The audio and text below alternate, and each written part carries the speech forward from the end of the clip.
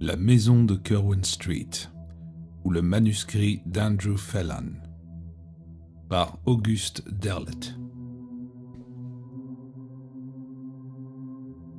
Le très controversé manuscrit de Phelan, découvert dans la chambre d'où Andrew Phelan disparut si étrangement la nuit du 1er septembre 1938, a finalement reçu le visa d'imprimatur de la bibliothèque de l'université de Miskatonic à Arkham, après avoir été retiré des dossiers de la police.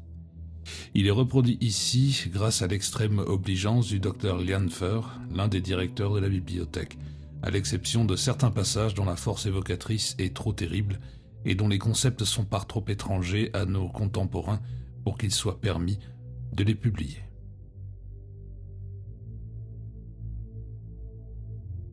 Il ne serait pas faux de dire que mes récentes expériences furent le prolongement direct de la lecture d'une petite annonce, dans les colonnes spécialisées du Saturday Review.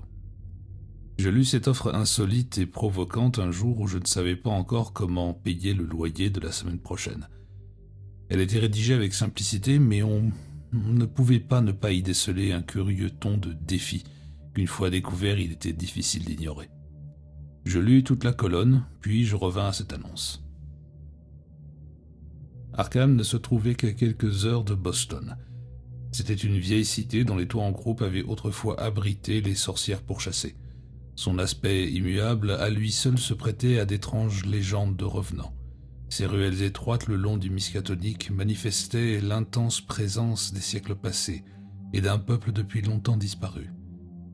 Aussi m'était-il particulièrement agréable de me retrouver à l'intérieur de ces murs en ce crépuscule de juin. J'avais stoïquement rassemblé tout ce que je possédais sur Terre, car je sentais qu'il fallait me préparer à toute éventualité, avant même de savoir si cette offre pouvait m'intéresser. Après avoir déposé ma lourde valise à la gare routière et pris une légère collation, je me mis en quête d'un annuaire afin de percer l'identité de l'inconnu résident au 93 Curwen Street. Il s'agissait du docteur Laban Shrewsbury.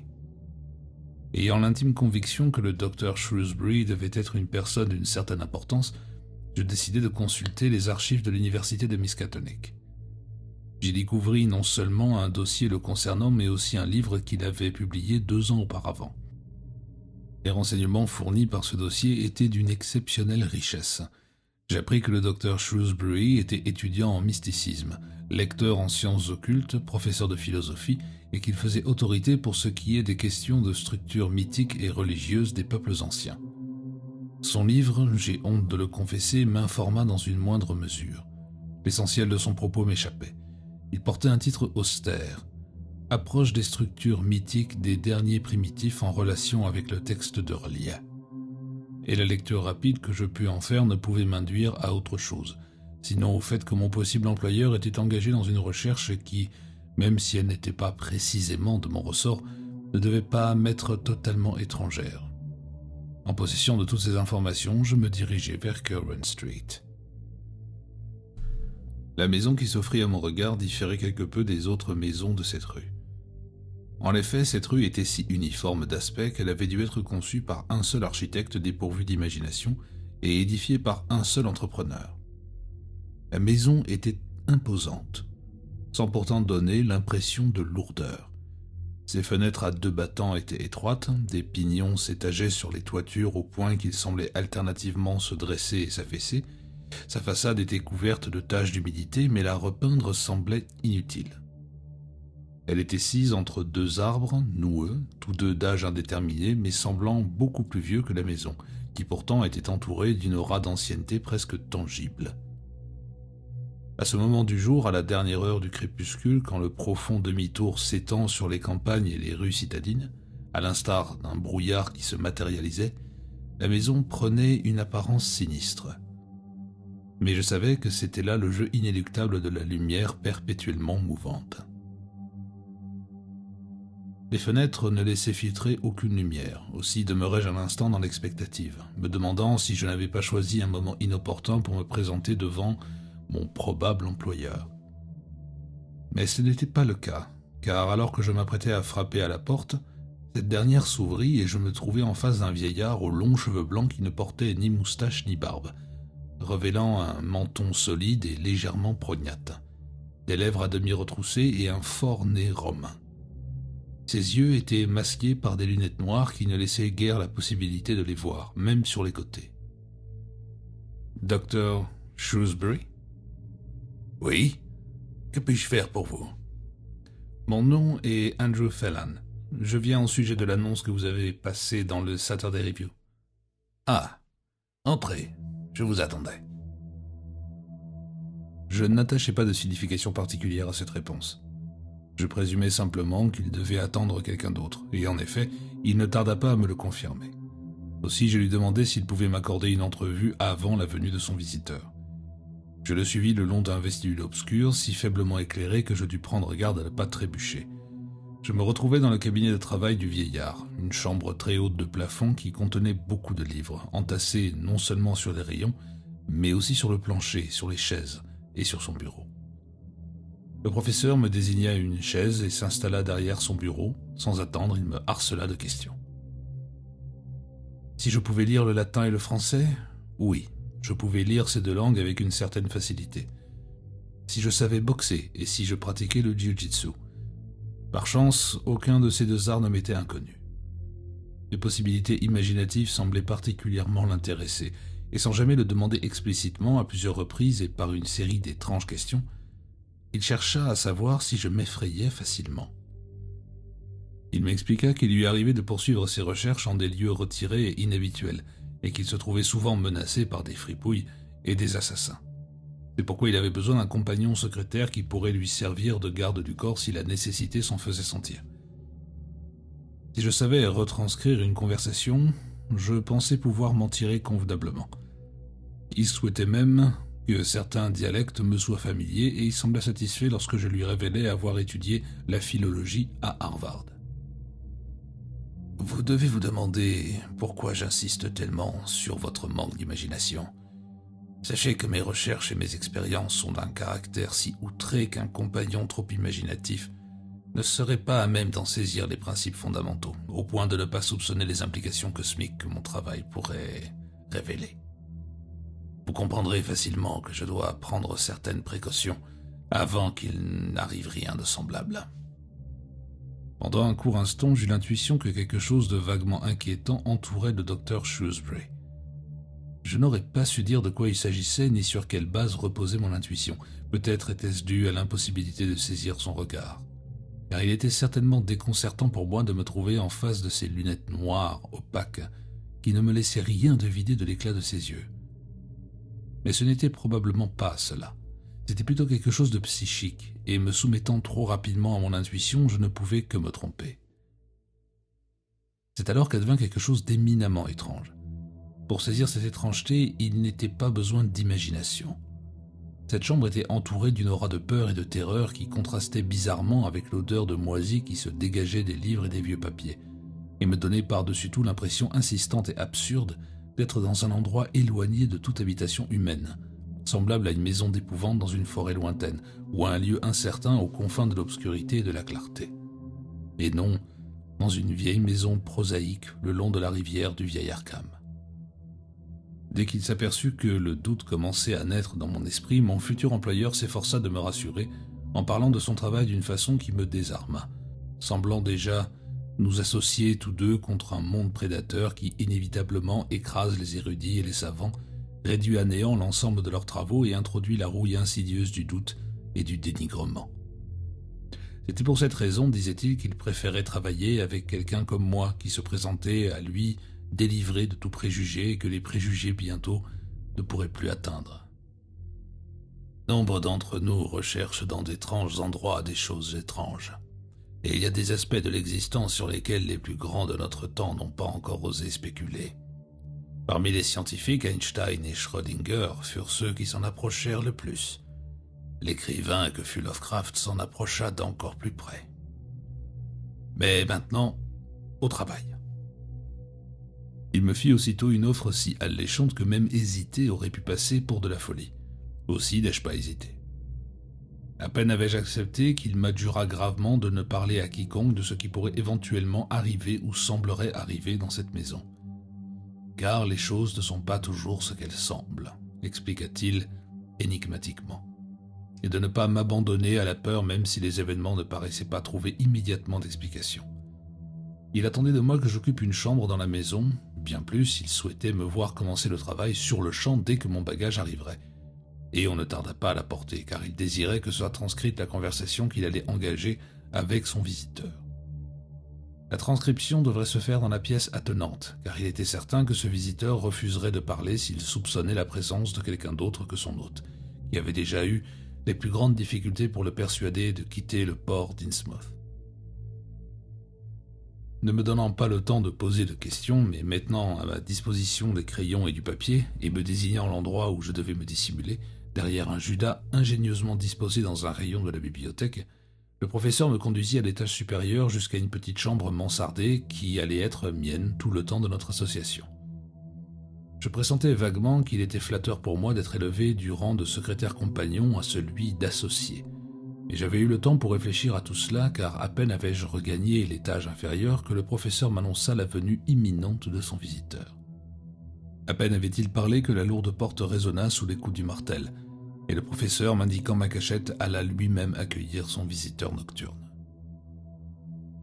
La première fois que mon employeur avait fait mention de sa venue, j'en avais conclu naturellement qu'il devait s'agir de quelqu'un engagé dans un même type de recherche.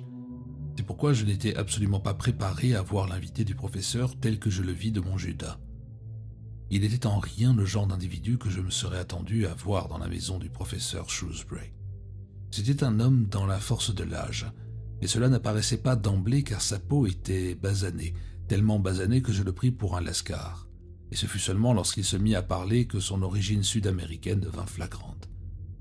Vu son costume, il ne pouvait être que marin, et il était évident que ce n'était pas sa première rencontre avec le professeur, même s'il semblait aussi évident qu'il venait pour la première fois à la maison de Curwen Street.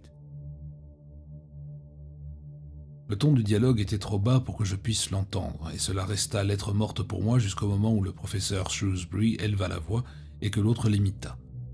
La conversation que je transcrivis alors fut la suivante.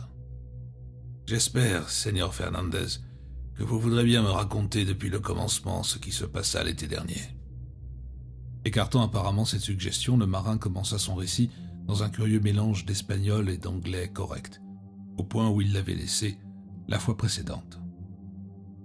Il faisait une nuit très noire. Je m'étais éloigné du groupe et j'ai marché sans trêve et je ne sais pas trop où. D'après votre carte, vous vous trouviez non loin de Machu Picchu. Oui, mais je ne sais pas où. Et plus tard, vous savez, nous ne pûmes retrouver l'endroit ni même la route que j'ai prise. Il s'est mis à pleuvoir. C'est au moment où je marchais sous la pluie que je crus entendre de la musique. Une musique étrange. C'est comme une musique indienne. Vous savez, les anciens Incas vivaient là. Et ils avaient... Oui, je sais tout cela, et les Incas ne me sont pas inconnus.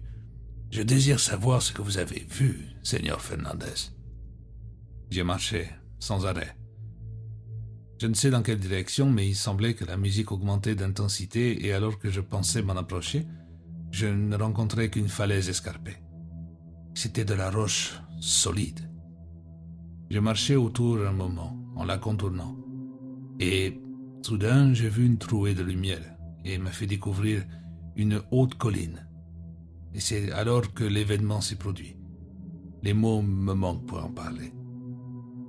Soudain, la colline a paru s'évanouir, ou peut-être me trouvais-je ailleurs, mais je jure que je n'ai rien bu, que je ne délirais pas et que je n'étais pas malade. J'ai vu tomber quelque chose et une entrée s'est présentée à moi.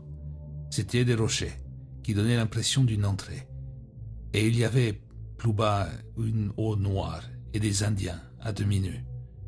Vous savez comme ils s'habillaient à l'époque des conquistadores. Et il y avait quelque chose dans ce lac. C'est de là que venait la musique. Le lac? Oui, Seigneur. Du fond de l'eau et aussi tout autour. Il y avait deux sortes de musique. L'une était comme l'opium, et c'était doux et enivrant à l'extrême. L'autre, c'était celle des Indiens.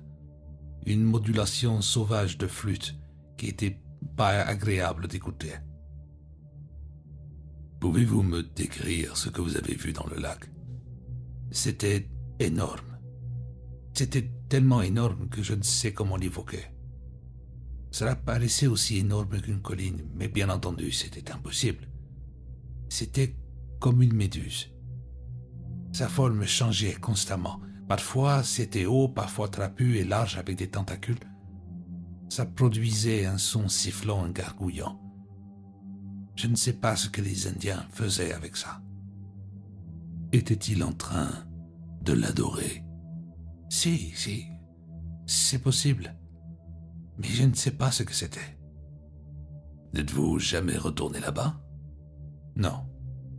Je pensais alors être suivi. Parfois, je le pense encore. Nous attendîmes le jour suivant. Tant bien que mal, je regagnai le camp dans la nuit, mais nous ne pûmes retrouver le chemin. Quand vous dites que vous pensiez être suivi, savez-vous par quoi? C'était par un des Indiens. C'était comme une ombre. Je ne sais pas, peut-être pas. Quand vous avez vu ces Indiens, avez-vous entendu quelque chose? Si, mais je ne pouvais pas comprendre. Ce langage n'appartenait à aucun de ceux que je connaissais. Mis à part quelques mots de leur propre dialecte, mais il y avait un nom. Peut-être un nom. Oui? Poursuivez, je vous prie. Chulu. Cthulhu. Si. Mais pour le reste, tout n'était que cris et hurlements. Je ne sais pas vraiment ce qu'il disait. Et la chose que vous avez vue dans le lac. Connaissez-vous le dieu amorphe et horrible des profondeurs océanes? Kon, seigneur des séismes, des peuples pré-incas. Si. Est-ce que la chose dans le lac ressemblait à Kon? Je ne le pense pas. Mais Kon avait plusieurs visages, et ce que j'ai vu sortait de l'eau. Était-ce comme le dévoreur, le dieu de la guerre des Quechua? Je suppose que vous avez vu la pierre Chavin. Notre groupe l'a examinée plusieurs fois avant de pénétrer en territoire inca. Elle est au Musée national de Lima. Nous sommes allés de Lima à Abancay, avant de traverser les Andes par Cusco, puis suivi la cordillère de Vilcanota jusqu'à Ollantaytambo. Nous gagnâmes ensuite Machu Picchu. Si vous l'avez examiné, vous avez dû remarquer que la dalle de diorite représente des serpents sortant des différentes parties du corps du dévoreur. Maintenant, si vous repensez à la masse gélatineuse que vous avez vue dans le lac souterrain, n'avait-elle pas aussi des appendices sur le corps? Pas de serpents, Seigneur. C'est très rare que Viracocha soit représenté ainsi. Mais comme la chose dans le lac est à l'instar de Kon, il personnifie la mer. Beaucoup de gens pensent que Viracocha signifie blanche écume des eaux. Mais avait-il des appendices? C'est le point que je voudrais éclaircir. Si. Vous trouviez-vous à proximité de la forteresse de Salapunco quand cela est arrivé? Nous l'avions déjà dépassée. Vous connaissez cette région. La forteresse est sur la rive droite de la rivière. Elle est très grande, mais sa construction diffère de la plupart des autres. En effet, elle est composée de larges blocs de granit trapézoïdaux dont la taille croît proportionnellement ajustée avec régularité sans l'aide du moindre mortier. Les remparts font presque 5 mètres de haut et surplombent la rivière. C'est en dessous de cet endroit, dans les gorges terribles et profondes des montagnes granitiques, que vivaient les Quechua Ayar, qui édifièrent l'étrange et déserte cité de Machu Picchu, sise au sommet d'un promontoire rocheux dans une boucle de la rivière.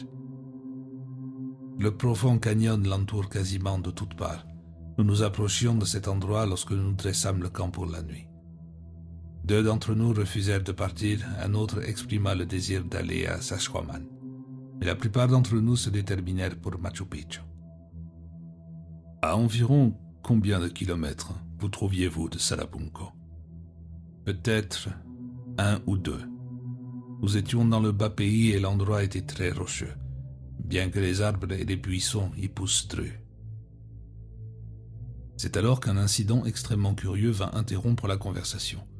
Le docteur Shrewsbury, les lèvres entr'ouvertes comme prêt à poser d'autres questions, fut soudain averti de quelque chose qui dépassait mon propre entendement. Sa tête eut une imperceptible secousse comme s'il avait entendu quelque chose et ses lèvres se fermèrent. Il se leva et demanda à son hôte avec une pressante insistance de partir dans le plus grand secret et de prendre soin de ne pas se faire voir lors de son retour à Innsmouth. Et ce disant, il le reconduisit en toute hâte jusqu'à la porte de derrière. À peine la porte s'était-elle refermée sur le marin que le docteur Shrewsbury était revenu. « Monsieur Phelan, dans quelques instants, un homme se présentera et demandera Fernandez. Quand vous entendrez frapper, répondez.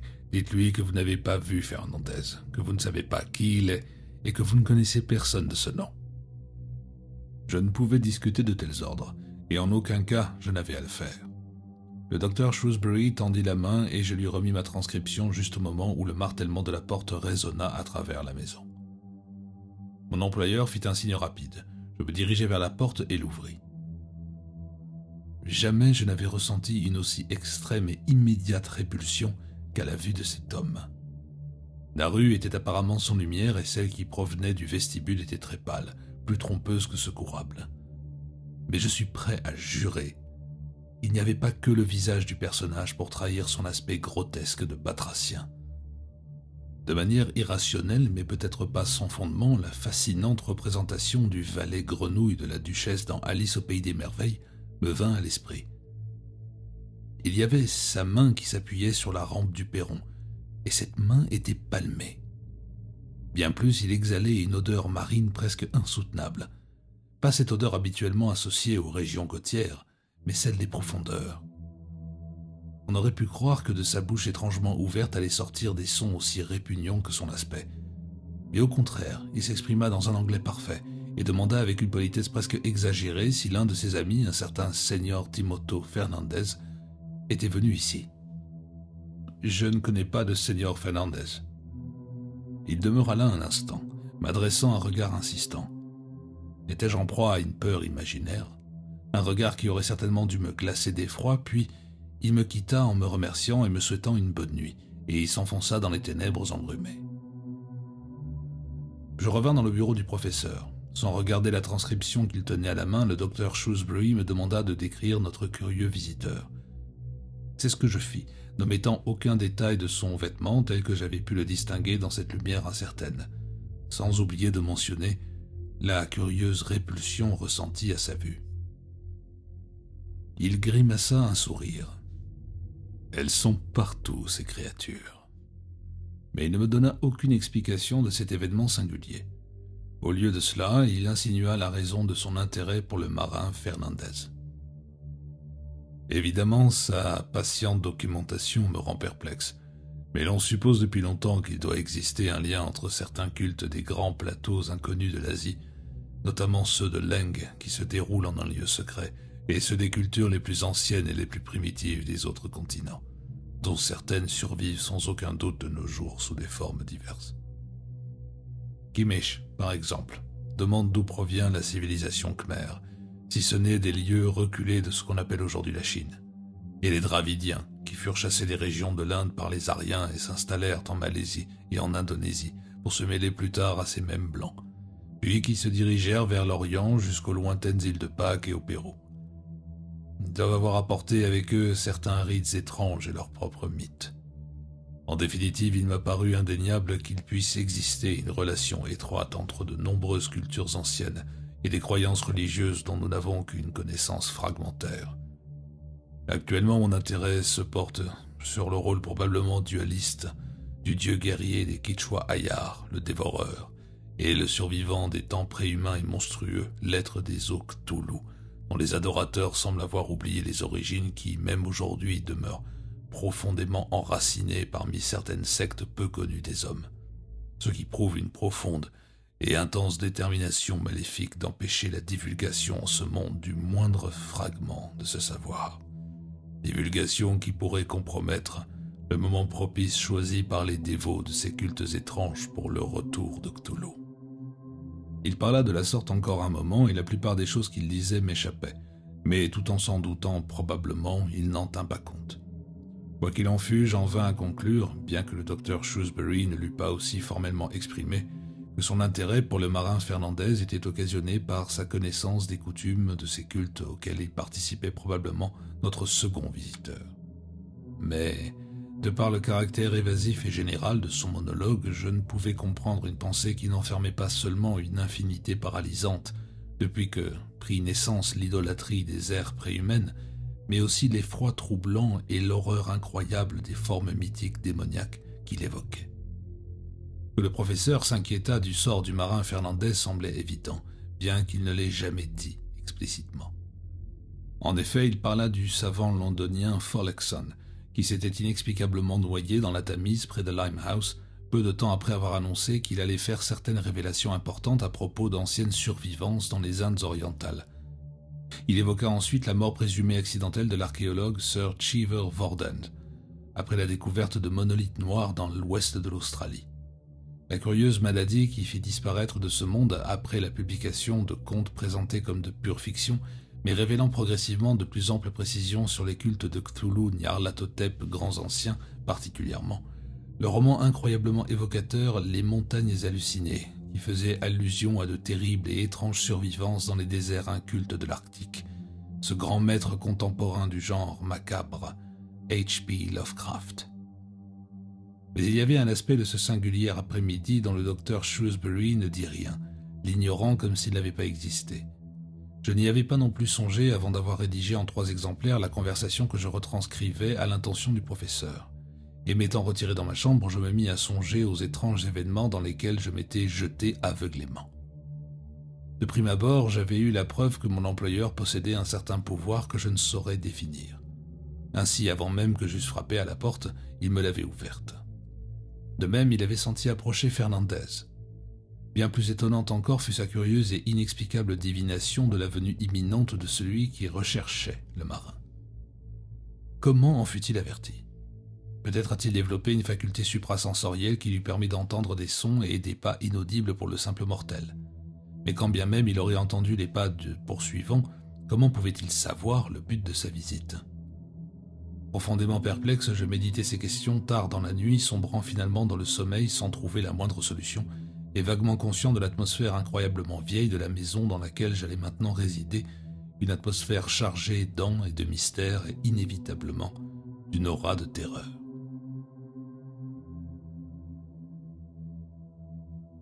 Sans aucun doute, le premier de ces rêves étranges dans la maison de Curwen Street fut le résultat des découvertes que fit mon employeur dans les papiers qu'il m'envoya chercher le lendemain en fin d'après-midi, après que j'eus passé des heures avec lui à rassembler le matériel qu'il avait ramené de tous les coins de la terre.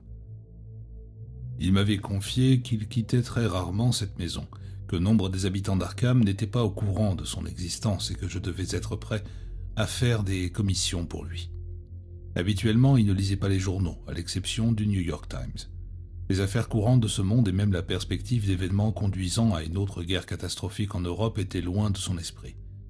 Mais en ce jour, il prêta une attention particulière à une information qui, il en était certain, devait se trouver dans les pages du Innsmouth Courier ou du Newburyport Correspondent, si ce n'est dans les journaux locaux.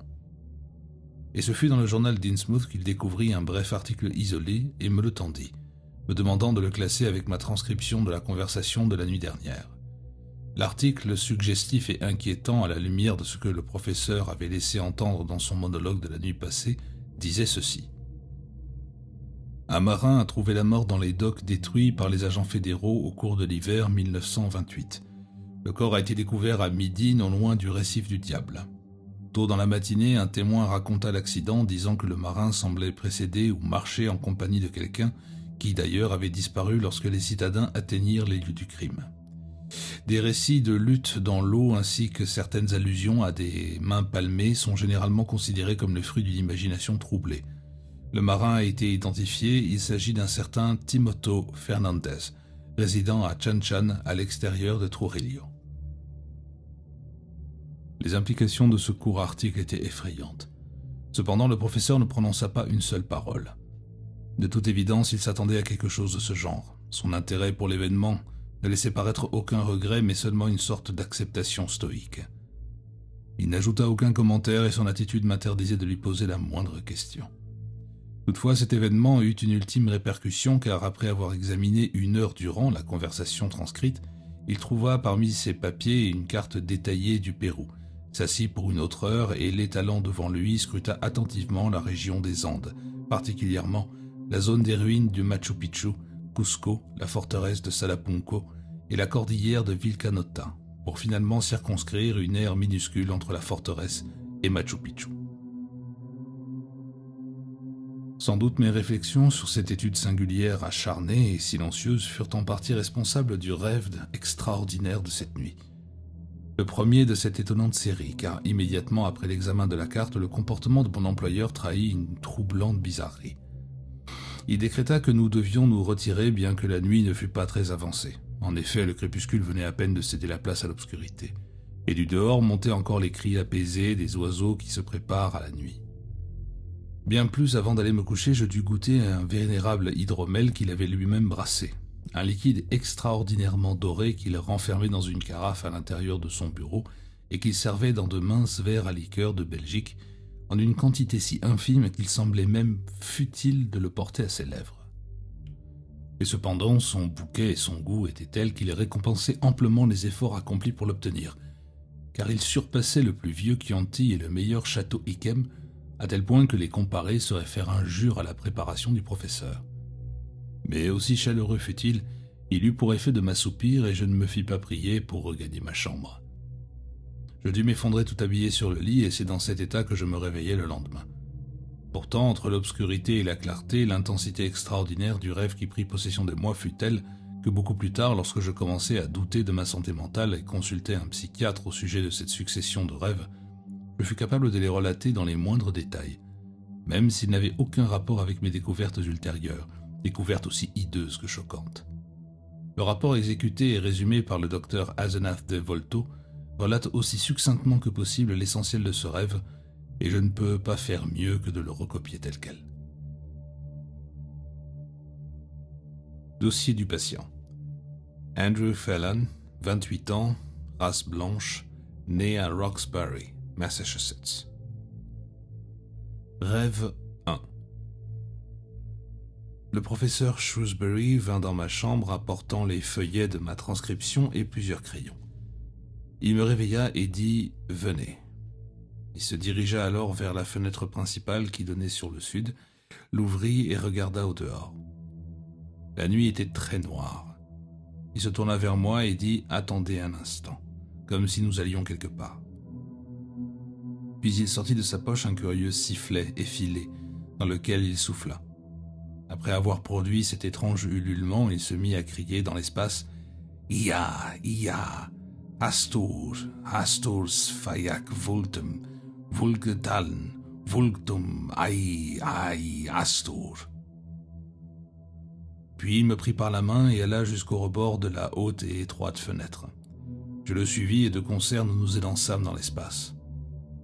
Je sentis quelque chose sous nos corps et je réalisai que nous chevauchions une monstrueuse créature aux ailes noires, semblable à une chauve-souris, qui se déplaçait avec la rapidité de la lumière. Peu de temps après, nous atteignîmes une contrée montagneuse. Je pensais tout d'abord qu'il s'agissait d'une contrée inhabitée, mais au même instant, il m'apparut très clairement que nous nous trouvions dans une région lointaine, presque inaccessible, qui avait été le siège d'une civilisation ancienne. Car près de nous se dressait un édifice fait d'énormes blocs de granit trapézoïdaux, soutenus par des colonnes monolithiques.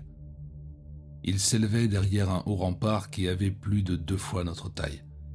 Mais apparemment, ce n'était pas là que nous devions nous rendre, car le docteur Shrewsbury changea de direction pour suivre une vieille route qui descendait à travers de grandes ruines abandonnées, vestiges probables de constructions mégalithiques prélégendaires.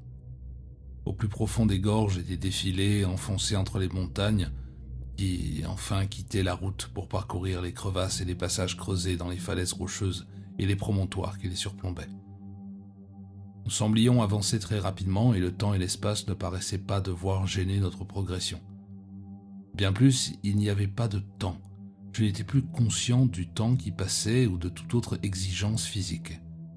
Pourtant, il faisait nuit et les étoiles étaient bien à leur place. Je reconnus la Croix du Sud, le Grand Canope et quelques autres. Le docteur Shrewsbury semblait savoir où il allait car peu après il arriva à l'endroit qu'il cherchait et je le vis poser les mains sur un grand mur de pierre, s'avançant en un lieu situé légèrement au-dessus d'un torrent qui se jetait plus bas dans les profondeurs de la gorge. Soudain, une partie du mur vint à basculer et nous entrâmes. L'endroit dans lequel nous pénétrions était un passage étroit très fortement incliné. Le docteur Shrewsbury ouvrit le chemin et je le suivis. Nous semblions littéralement flotter. Le corridor s'ouvrit sur une vaste caverne souterraine baignant dans une lumière verte, subaquatique et artificielle qui semblait émaner d'un plan d'eau avoisinant. C'était le lieu décrit par le marin Fernandez. Le docteur Shrewsbury se dirigea directement vers le bord de l'eau, la touchant du doigt et la goûtant de telle sorte que je fus tenté de l'imiter en dépit de la fange noire verdâtre de ses rives. Cependant, le sol était rare et seule une mince couche de vase recouvrait le rocher.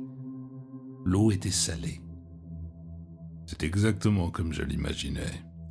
Le lac est relié au Pacifique par des canaux souterrains et de tels conduits doivent donner dans les courants de Humboldt. Il m'ordonna de consigner ces faits par écrit, ce que je fis, y ajoutant une description détaillée de la caverne ou du moins de ce que je pouvais en distinguer dans cette lumière pavide. Ici se trouve le deuxième point de confluence des courants de Humboldt, et cela me permet de supposer qu'en un point de leur course, les courants rejoignent Raleigh et l'engloutit. Il allait et venait, parlant tout seul, mais indiquant toutefois que je devais consigner tout ce qu'il avançait. À peine avais-je commencé qu'un Indien apparut. Le voyant sortir au mur opposé, le docteur Shrewsbury s'avança immédiatement vers lui pour lui parler en espagnol, ce qui provoqua chez l'Indien un mouvement de la tête. Il alla même jusqu'à menacer mon employeur de sa petite massue. Mais le professeur sortit d'une poche une étrange pierre taillée en forme d'étoile à 5 branches et l'agita devant l'Indien, ce qui le rendit moins soupçonneux à notre égard et surtout plus amène. Le professeur parla alors dans une autre langue que je ne pouvais comprendre, et finalement un troisième, dont les horribles sonorités ressemblaient à celles que le professeur avait proférées en enjambant le rebord de la fenêtre pour s'élancer dans l'espace. Comme il parlait cette langue que de toute évidence l'Indien comprenait et respectait, mon employeur traduisit et je pus noter les questions et les réponses. « Quelle est la porte qui mène à Cthulhu ?» L'Indien désigna le lac. « Voici la porte, mais les temps ne sont pas venus. » « C'est seulement l'une des nombreuses portes. En connaissez-vous une autre ?»« Non, c'est la seule. C'est son portail. » « Combien sommes-nous en cet endroit ?» En nous faisant passer pour des initiés, le professeur amena l'Indien à lui révéler qu'il y avait moins de 200 adorateurs de Cthulhu dans la cordillère de Vilcanota. À ce moment-là, l'eau du lac se troubla légèrement et le comportement du professeur marqua un changement significatif. Il contempla un instant le frémissement de l'eau et attendit le moment où elle se mit à bouillonner et s'agiter pour se tourner à nouveau vers l'Indien et lui demander brièvement quand aurait lieu la prochaine réunion. Demain soir. Nous étions venus un jour trop tôt. Alors le docteur Shrewsbury se dirigea vers la sortie de la caverne et, parvenu au seuil, il se retourna. Je l'imitai. Et je vis une chose horrible. Je ne peux pas la décrire. C'était une énorme masse protoplasmique qui subit plusieurs métamorphoses alors qu'elle jaillissait de l'eau dans toute sa monstrueuse horreur. L'enchevêtrement d'une étrange musique extraterrestre et d'un sifflement aigu et insistant semblait en émaner. Le professeur me tira par la manche et nous sortîmes de la caverne. Le professeur appela alors ces étranges créatures au corps de chauve-souris et nous retournâmes à la maison de Curwen Street comme nous en étions venus. Il n'était pas tellement étonnant que j'aie pu faire un tel rêve à partir du récit bizarrement suggestif du marin Fernandez. Mais ce rêve présentait certains signes inquiétants qui me troublaient, de même qu'un arrière-fond des plus réalistes et curieusement précis. Je mentirais en disant que cela ne m'avait pas ému, bien plus certaines conditions énigmatiques avaient permis son émergence. D'une part, l'effet toxique et soporifique de l'hydromel du docteur Shrewsbury qui m'endormit sur le champ, et d'autre part, l'impossibilité totale de me souvenir si j'avais ou non enlevé mes chaussures avant de m'effondrer sur le lit. En effet, le lendemain matin, lorsque je fus réveillé par les rayons du soleil qui envahissaient ma chambre, mes chaussures avaient disparu et j'ai dû mettre mes pantoufles. Le professeur expliqua qu'il avait dû porter mes chaussures à nettoyer et tout en mettant cela sur le compte de son excentricité, il me sembla cependant excessivement étrange qu'il ait pris la peine de s'en occuper pendant mon sommeil. La première moitié de cette journée, il disserta sur les langues de ces cultes obscurs et démoniaques, des langues préhumaines de Naakal, Aklo et Tsatoyo, et du terrifiant Necronomicon de l'arabe fou Abdul al-Azred. Le docteur Shrewsbury cita la traduction d'un couplet qui, à la lumière des récents événements, se chargeait d'une terrible signification. « N'est pas mort ce qui à jamais dort, et au long des siècles peut mourir même la mort. » Mais la langue Rlihan l'intéressait plus encore. Certaines allusions dans les passages les moins obscurs du Necronomicon, aussi bien que le troublant texte de R'lyeh, semblaient indiquer que les temps favorables à la résurgence de Cthulhu approchaient. De plus, de troublantes références codées dans la dernière prophétie en latin de Nostradamus annonçaient des événements catastrophiques sous forme d'anagrammes. Plus encore, dans les notes que le professeur avait prises auparavant et que j'avais retranscrites, il ressortait avec évidence que, durant la dernière décennie, il y avait eu un étonnant et puissant renouveau des cultes anciens dans le monde entier. Plus que jamais, j'avais la certitude qu'aussi franc et direct que pût sembler mon employeur dans les discussions de son ressort, il prenait grand soin, sans en avoir l'air, de m'empêcher d'en trop savoir. Ainsi, quel que soit le sujet abordé, il parlait en termes si vagues qu'il perdait virtuellement toute signification, séparé de connaissances préalables. Sinon, il utilisait tant de références érudites et inaccessibles qu'il était impossible de les rassembler dans une totalité. À la fin de ce jour, je n'en savais pas plus que lors de ma première conversation avec le professeur. Je comprenais qu'il était à la recherche de certains cultes blasphématoires des temps préhumains dont la survivance semblait le fasciner. Qu'il fasse allusion à des êtres colossaux, les grands anciens, à des notes tirées de livres tels que Culte des Ghouls du comte d'Erlet, les manuscrits pnacotiques, le Liber Ivoris et le Unausprechlichen Kulten de von Junst. Qu'il fasse des allusions détournées à des êtres tels que Nyarlathotep, Astur, Loigor, Azathoth qui, avec Cthulhu, avaient leurs propres assemblées d'adorateurs. Tout cela n'avait ni queue ni tête. Mais il ne m'était pas possible de me documenter autrement que par les notes que le professeur me donnait à recopier en 3 exemplaires qui contenaient les implications les plus outrées et les plus terrifiantes. C'est pourquoi certaines d'entre elles se fixèrent dans ma mémoire comme si je prenais conscience de ce que j'écrivais. Ubo Setla est la source, le commencement inengendré d'où sont issus ceux qui osèrent se dresser contre les anciens dieux qui régnaient à Bételgeuse. Ceux qui guerroyèrent contre les anciens dieux, les grands anciens, conduits par le dieu aveugle et stupide Azathoth et Yog-Sothoth, celui qui est tout en un et un en tout, celui que les limites du temps et de l'espace ne sauraient affecter, dont les exécutants sont l'Umr At-Tawil, et les anciens qui rêvent éternellement du jour et une nouvelle fois où ils pourront gouverner, auxquels appartiennent de plein droit la terre et l'univers tout entier dont elle est un élément. Le grand Cthulhu s'élèvera de R'lyeh. Astur, l'indicible, reviendra de l'étoile noire qui se trouve dans les Yad, près d'Aldébaran, l'œil rouge du taureau. Nyarlathotep mugira éternellement dans l'obscurité dont il a fait sa demeure. Shub-Niggurath pourra engendrer ses 1000 chevreaux, et ils se reproduiront les uns les autres et étendront leur domination sur toutes les nymphes des bois, les satyres et les elfes, et le petit peuple. Loigor, Zar et Ithaca chevaucheront les étoiles à travers l'espace, et ceux qui les servent, les Tchotchos, seront ennoblis.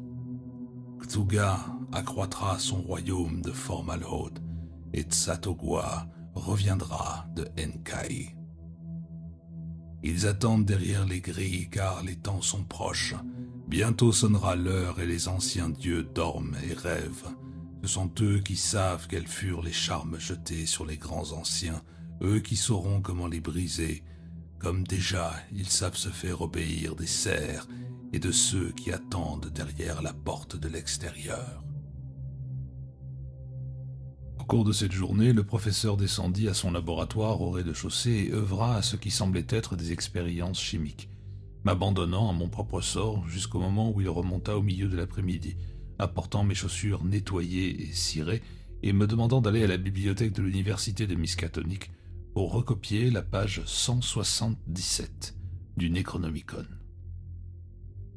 J'étais heureux de quitter la maison, même pour une tâche aussi brève, et je partis sur le champ. La page indiquée était rédigée dans le latin particulier à Klaus Wormius et était aussi peu explicite que les précédentes transcriptions, bien qu'à vrai dire je rejetasse les sombres soupçons qui commençaient à germer dans mon esprit, préférant demeurer parfaitement objectif selon les conseils du docteur Shrewsbury, car c'était là le meilleur moyen de le comprendre. La page en question n'était pas longue, mais il me fallait la recopier, mon employeur doutant de l'exactitude de sa propre transcription que j'avais déjà eu l'occasion de consulter. C'est avec l'étoile à 5 branches sculptée dans la pierre grise de l'antique Mnar qui est forgée l'armure que l'on oppose aux sorcières et aux démons, à ceux des profondeurs, Dol, Vourmis, au peuple Tchotcho, à l'abominable Migo, aux Shoggoths, aux Valusians, à tous ces peuples et à tous ces êtres qui servent les grands anciens et leur descendance. Mais elle est moins puissante contre les grands anciens eux-mêmes. Celui qui est en possession de l'étoile à 5 branches pourra lui-même commander aux êtres qui grouillent, nagent, rampent, marchent ou volent, même à la source dont on ne revient pas. Dans le pays de Yé, comme dans le grand Rlié, en Yantley comme en Yot, en Yugot comme en Zotik, en Enkai comme en Kanayan, en Kadat dans le désert froid comme dans le lac de Hali, en Carcosa comme en Ib. Il détiendra le pouvoir car même si les étoiles déclinent et se refroidissent, si les soleils meurent, si les espaces entre les étoiles vont toujours grandissant, si le pouvoir de toute chose disparaît, celui de l'étoile à 5 branches, comme celui des charmes jetés sur les grands anciens par les anciens dieux du bien, alors viendra un temps où l'on pourra affirmer comme autrefois que n'est pas mort ce qui a jamais d'or, et au long des siècles peut mourir même la mort. Alors que je commençais à recopier cette page, je remarquai que j'étais observé par un vieil employé qui évoluait toujours plus près de moi.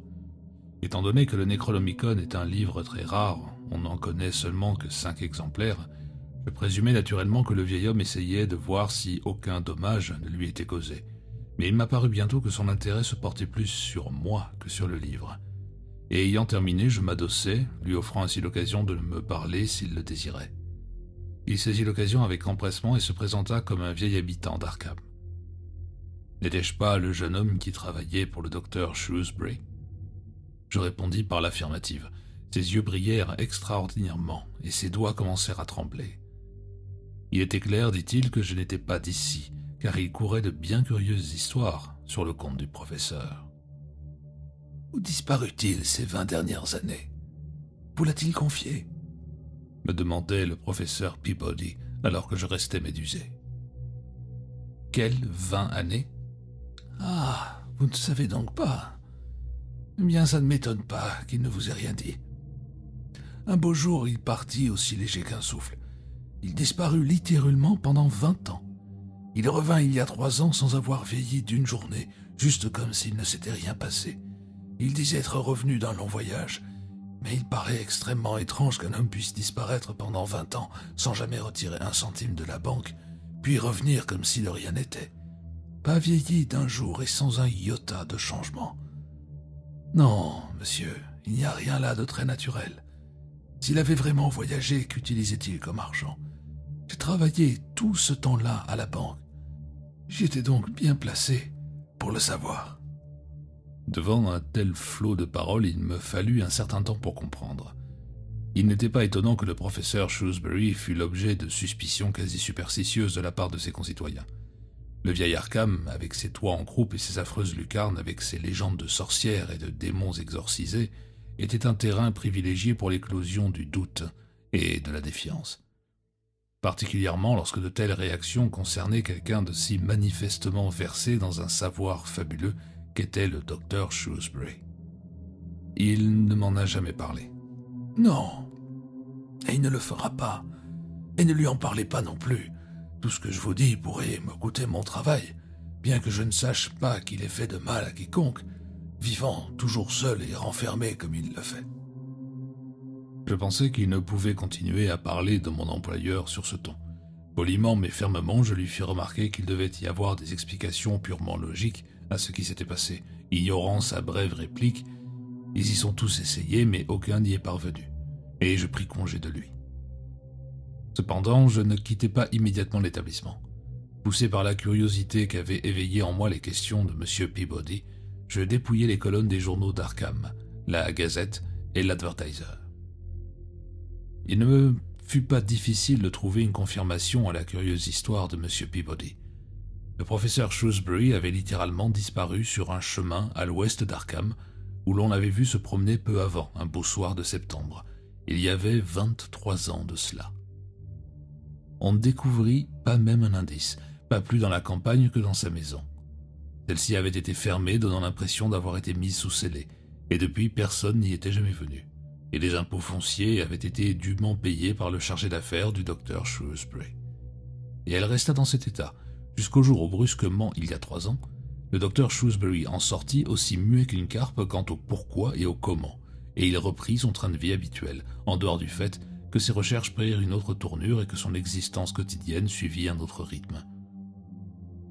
Les journaux traitèrent cette affaire avec le plus grand sérieux, mais avaient de toute évidence accédé à la demande insistante du docteur Shrewsbury de clore l'incident aussi rapidement que possible afin d'apaiser les esprits.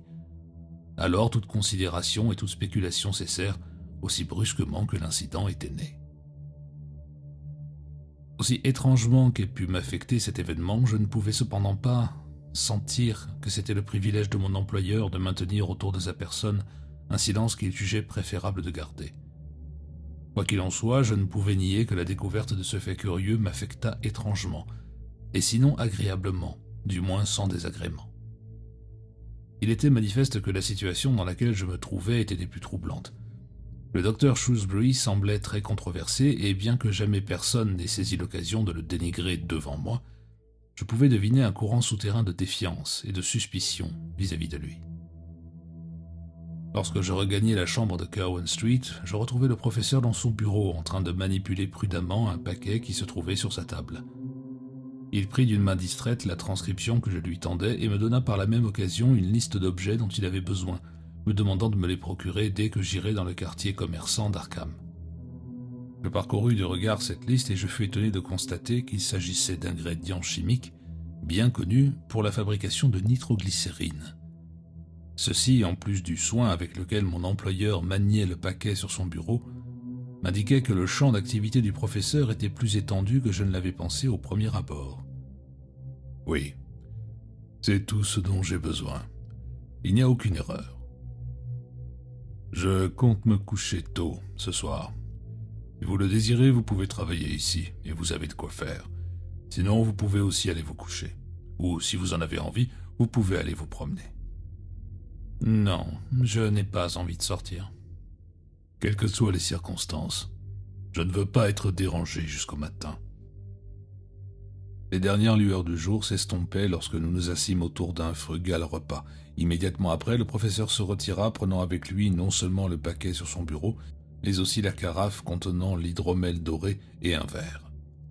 Je pensais qu'il était singulièrement discourtois de sa part de ne pas me faire goûter à nouveau à cette agréable liqueur, mais je n'en montrai rien, d'autant plus que je n'avais guère le loisir d'y songer, car du travail m'attendait dans le bureau, et c'est là que je passais la première moitié de la nuit.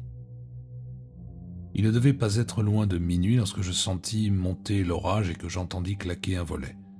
J'avais déjà remarqué un groupe de cumulus qui barrait l'horizon en revenant de l'université de Miskatonic. Sans doute ces nuages s'étaient-ils amoncelés dans le ciel et avaient-ils apporté le vent et la pluie. Les battements du volet résonnaient avec insistance dans ma tête et finalement je me levai pour voir ce qu'il en était. De toute façon, il était l'heure de me retirer. Je fis l'inspection du rez-de-chaussée, mais les 2 fenêtres et les volets étaient fermés ou solidement attachés. Cela devait donc venir du premier étage. Je montai d'abord dans ma chambre, puis dans les autres, pour en arriver à la conclusion que le volet ne pouvait claquer qu'à l'une des fenêtres de la chambre du docteur Shrewsbury.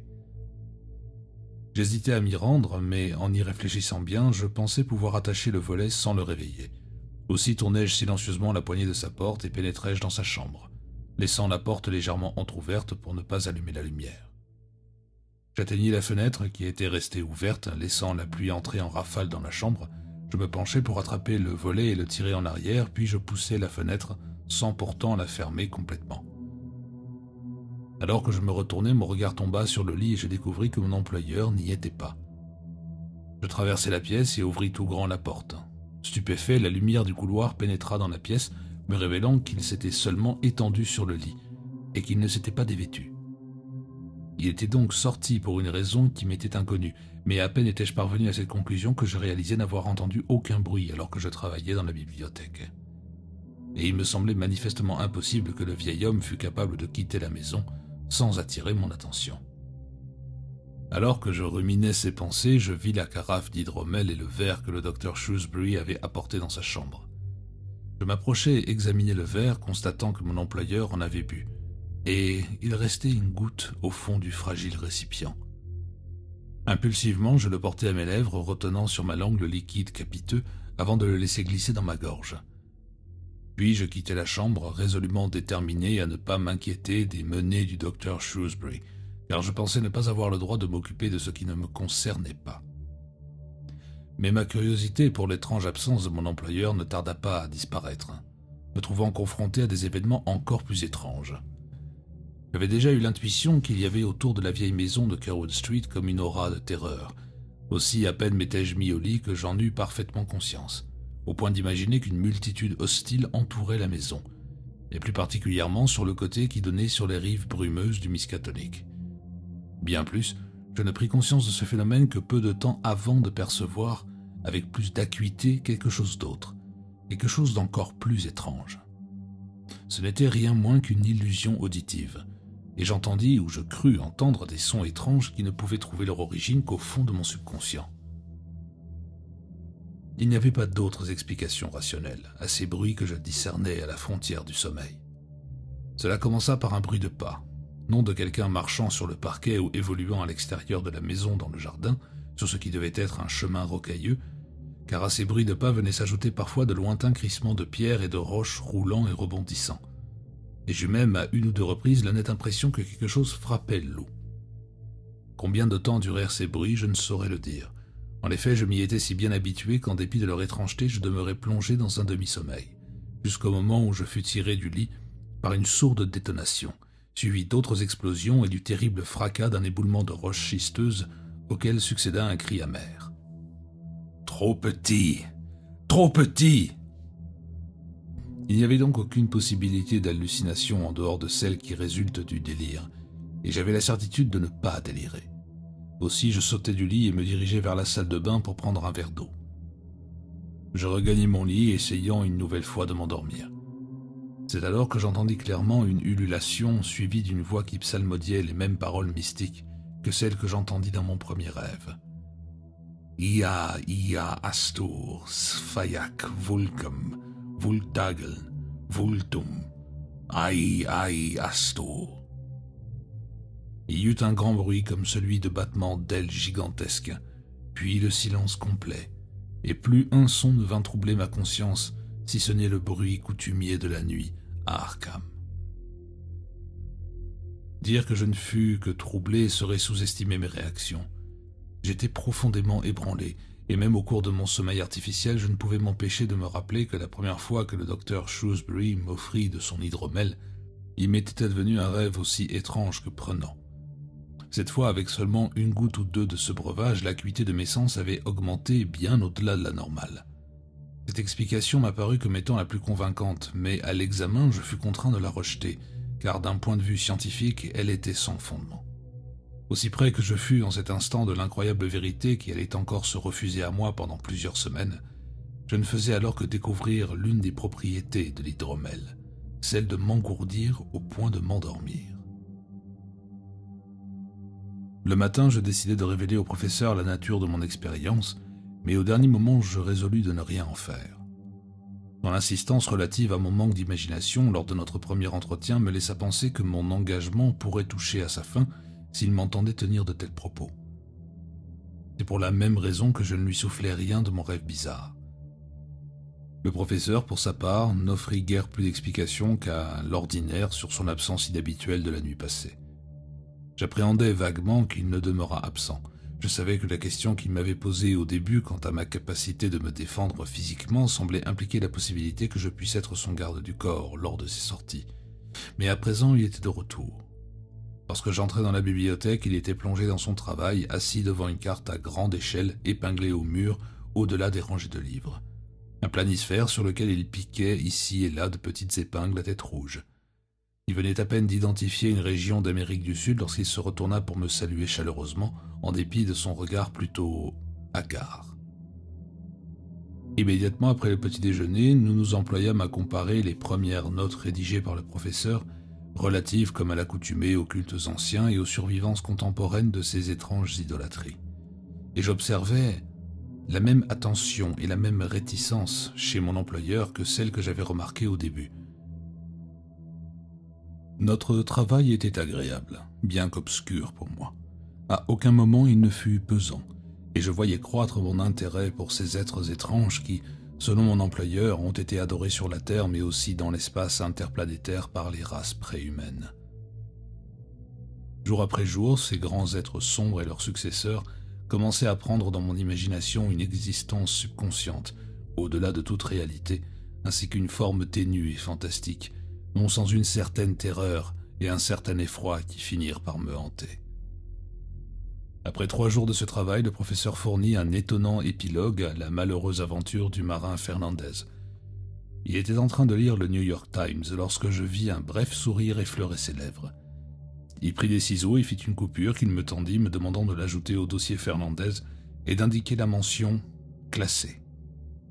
L'article provenait d'une agence datée de Lima, Pérou, et je lus.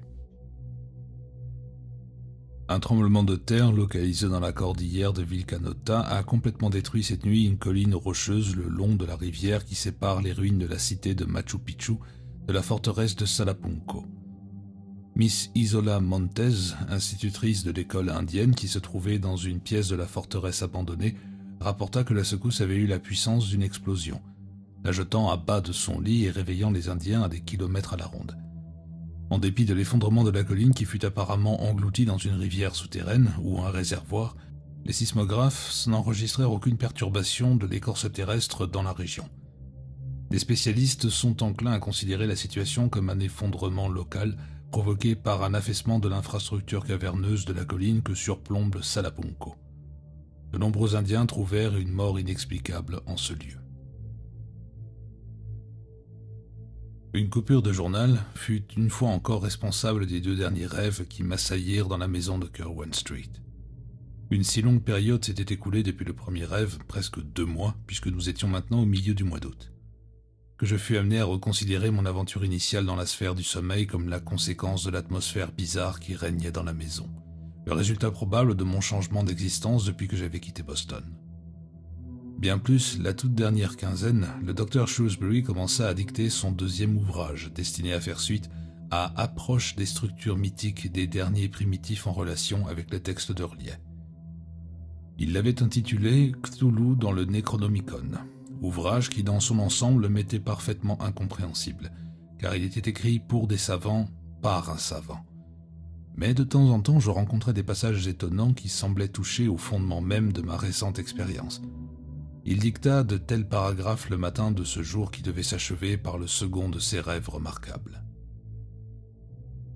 L'homme d'une intelligence supérieure ne parvient jamais à admettre que d'inconcevables structures mythiques puissent survivre encore de nos jours. Et bien que cela ne semble pas du tout impossible, il est manifeste que les croyances sont centrées sur des êtres qui, pour la plupart, sont coexistants à toute temporalité et à toute spatialité. Bien plus, les propriétés extradimensionnelles ouvrent de plus larges horizons que les lois dimensionnelles de nos sciences. En niant ces faits, on nie également la possibilité de rechercher et de refermer systématiquement les ouvertures de cette frontière.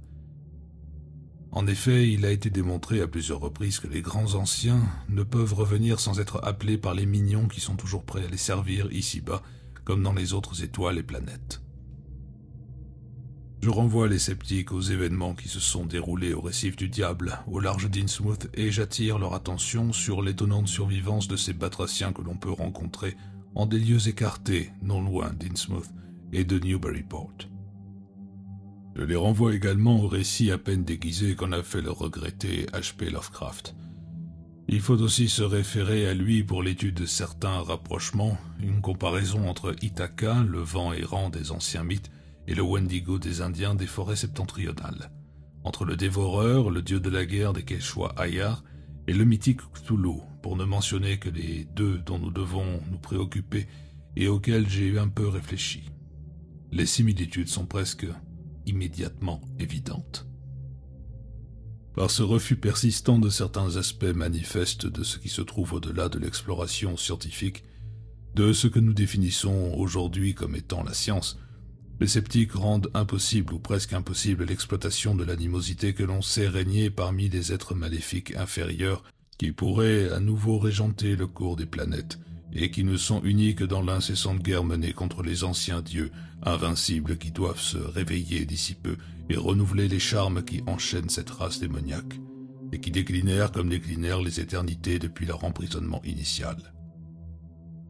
Il voudrait croire à la possibilité d'aggraver la tension existant entre ces partisans de Cthulhu tels que ces batraciens, ceux des profondeurs qui habitent la cité aux 1000 colonnes, Yantley, ancrée au plus profond de l'Atlantique, au large du port en ruine d'Innsmouth, ainsi que Relier, l'englouti, et les voyageurs interplanétaires aux ailes de chauve-souris qui sont mi-homme mi-bête et servent le demi-frère de Cthulhu, celui qui ne peut pas être nommé, Astur, l'indicible, de dresser les uns contre les autres les peuples amorphes qui servent Nyarlathotep, le fou sans visage, et la chèvre noire des forêts Shub-Niggurath, et les créatures ignées de Cthugha, au sein desquelles couve l'éternelle rivalité qui pourrait se changer en folie dévastatrice.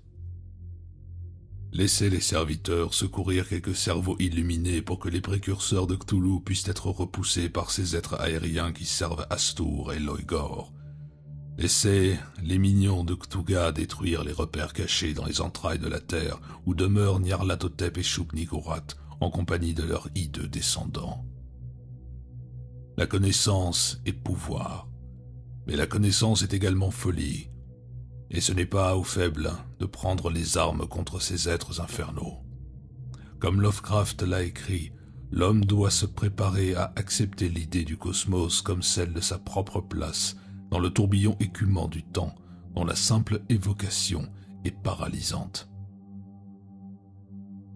Le docteur Shrewsbury avait fini de rédiger le mémoire de son 2e livre, un livre qui n'était pas destiné à être achevé, ce que je ne savais pas encore, et sur ce, il me demanda de recopier ma transcription en 3 exemplaires, de la corriger et d'expédier le manuscrit à l'imprimeur en même temps qu'un chèque couvrant les frais de publication. En effet, aucun éditeur n'aurait risqué d'argent pour publier un tel livre, qui, bien que se donnant pour réel, revêtait parfois les aspects d'une fiction si sauvage et si incroyable qu'en comparaison les romans les plus évocateurs de Jules Verne et de H.G. Wells faisaient pâle figure. Car le professeur sortait complètement du domaine terrestre avec une telle conviction qu'il était impossible de le lire sans une appréhension paralysante et une intuition croissante de force et de pouvoir qui dépasse l'entendement humain. Alors que je travaillais à la transcription, mon employeur ouvrit le journal et en parcourut rapidement les colonnes, jetant un coup d'œil sur toutes les pages. Peut-être était-il parvenu à la 6e ou à la 7e page lorsqu'il s'exclama, une exclamation mêlée de joie et d'inquiétude. Il prit les ciseaux pour découper un court article qu'il me tendit en me demandant de constituer un nouveau dossier. Je le mis de côté pour m'en occuper après avoir achevé mon travail sur la première partie de Cthulhu dans le Necronomicon. En fin d'après-midi, je remarquai que mon employeur était en proie à une excitation croissante, comme s'il travaillait sous l'emprise d'une tension intérieure dont il ne pouvait se libérer. L'article était bref et rédigé dans l'habituel style affecté du Times. Londres, le 17 août.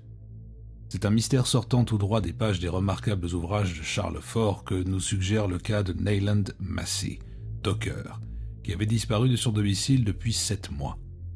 Hier, M. Massey était de retour. On le vit errer dans les rues et il fut identifié grâce à certains signes particuliers. Il ne pouvait parler un mot d'anglais, mais s'exprimer dans un idiome étrange que personne n'a été capable jusqu'à présent d'identifier. Son état est sérieux. L'éminent spécialiste en pathologie générale, Sir Lenden Petra, qui est de surcroît un linguiste accompli, a été appelé en consultation. Aucun indice n'a permis de situer le lieu où M. Massey avait pu passer les 7 mois que dura son étrange absence. C'était un article qui, en gros, présentait de nombreuses similitudes avec les récits des dossiers que j'avais eu la possibilité de consulter de temps à autre sous la direction du docteur Shrewsbury. Et il semblait incroyable qu'il pût engendrer les 2 rêves que j'allais faire. En effet, c'est précisément cette nuit que je fis le second rêve de cette impensable trilogie onirique. Et il fut annoncé par les mêmes événements que la première fois. Le docteur Shrewsbury insista pour que nous nous retirions de bonne heure afin de nous préparer à affronter le lendemain un travail plus intense.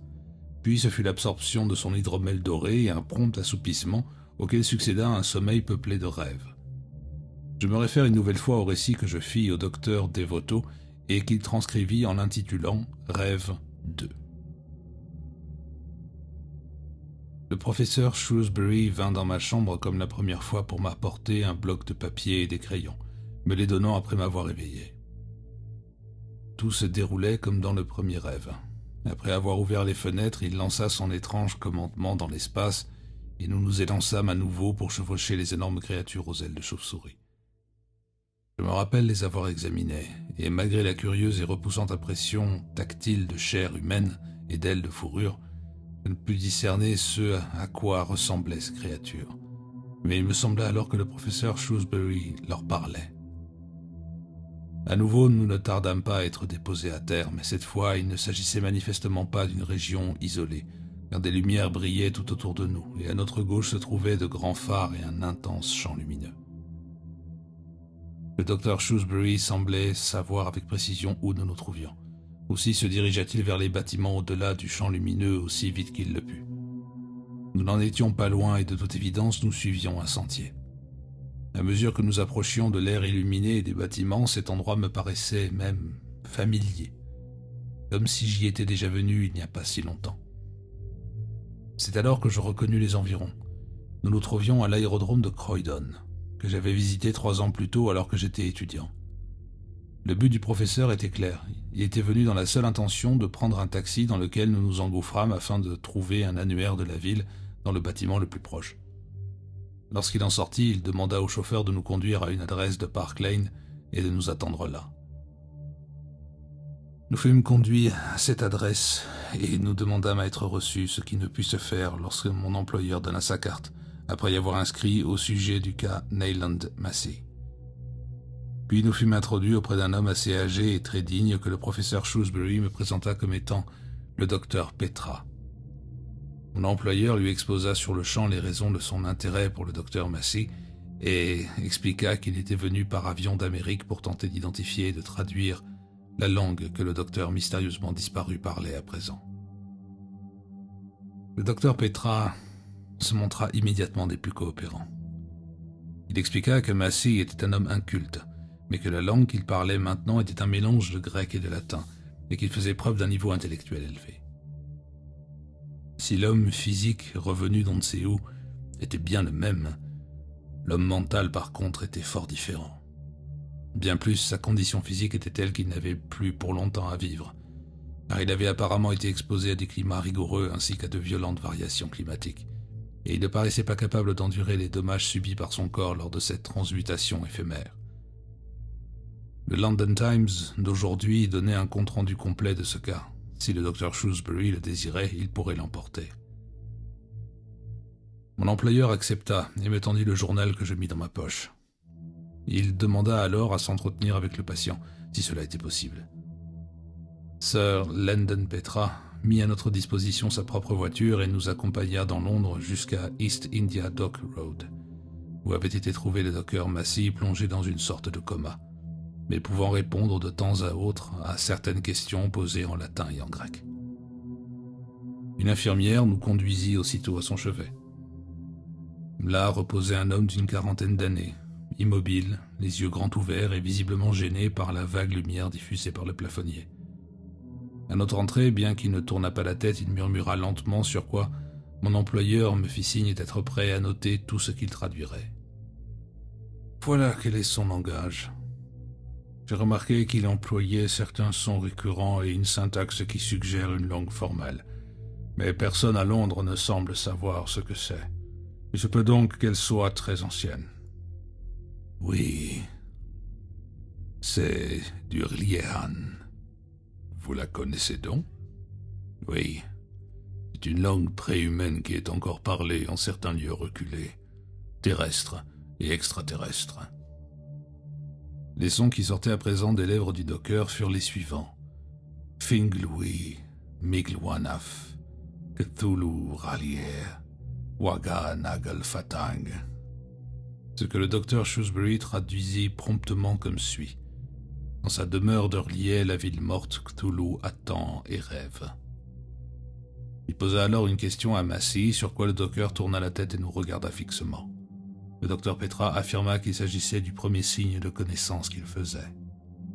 Au cours de la brève conversation qui suivit, le docteur Shrewsbury employa la même langue que le docker. « Où étiez-vous » ?»« Avec ceux qui servent celui qui va venir. »« Qui est-il ?»« Le grand Cthulhu, dans sa demeure à R'lyeh.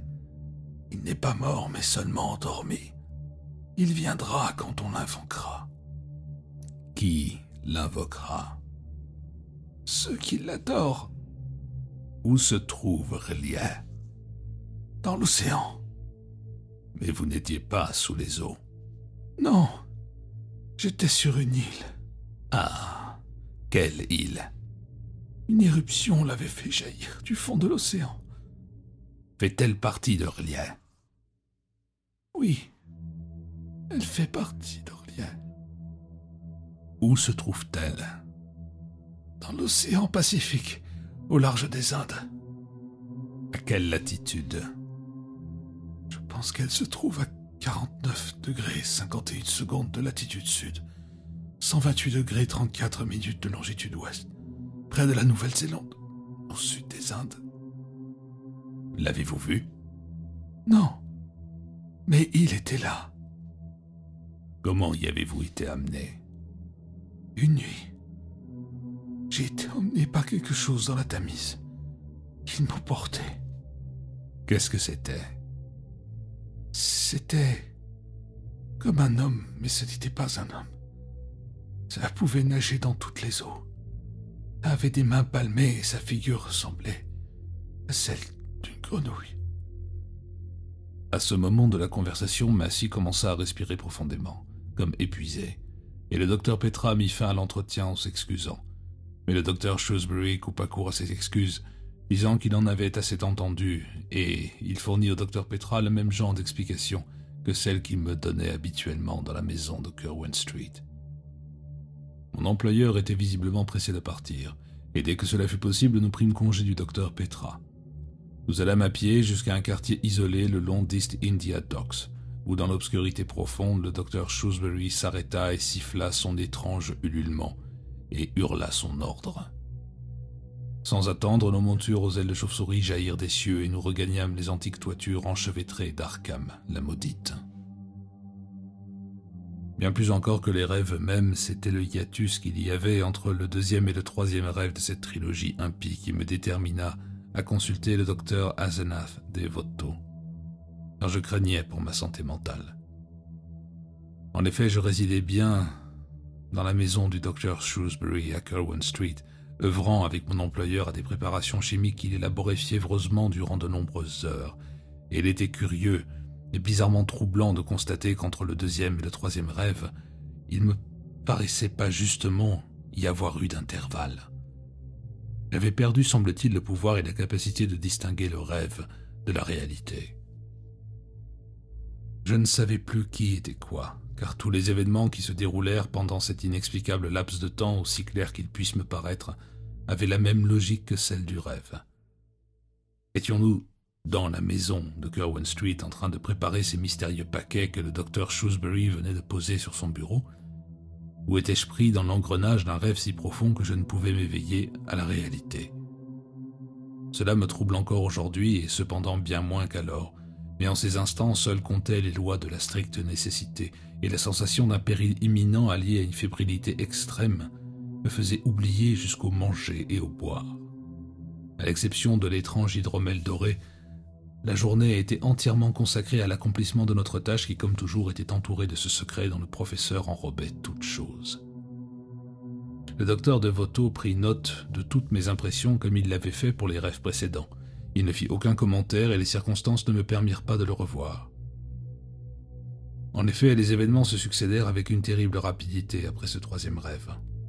Je ne peux dire avec certitude si ce troisième et dernier songe apocalyptique se déroula de jour ou de nuit, telle nuit ou telle autre. Ou encore s'il était une séquence du second rêve. Tout ce que je sais, c'est qu'il commença comme les précédents. Le docteur Shrewsbury entra dans ma chambre, lança son appel aux étranges animaux ailés qui nous emportèrent. Son début différa seulement des autres par le fait que nous étions chargés des paquets que le docteur Shrewsbury avait préparés. Le troisième et dernier rêve, tel que le docteur Devoto le rédigea, fut le suivant. Nous fûmes déposés en un lieu étrange et désert, éloigné de tout. Le ciel était noir, menaçant. Il me semblait qu'un brouillard d'un vert étrange et surnaturel tourbillonnait autour de nous. De temps en temps, j'entrevoyais, non sans frissonner, d'étranges monolithes à demi ruinés, recouverts d'algues desséchées qui pendaient mollement des bâtiments dont nous nous approchions. La mer bruissait et la terre que nous foulions était une fange d'un noir verdâtre. Cette terre était la même que celle qui recouvrait le sol de la caverne de mon premier rêve. Le professeur se fraya un chemin avec précaution jusqu'à un portail devant lequel de nombreuses pierres de petite taille se trouvaient dispersées. Le professeur ramassa une curieuse pierre en forme d'étoile à 5 branches et me la donna en disant « Le tremblement de terre a décellé ces talismans déposés là par les anciens dieux lorsque Cthulhu fut emprisonné.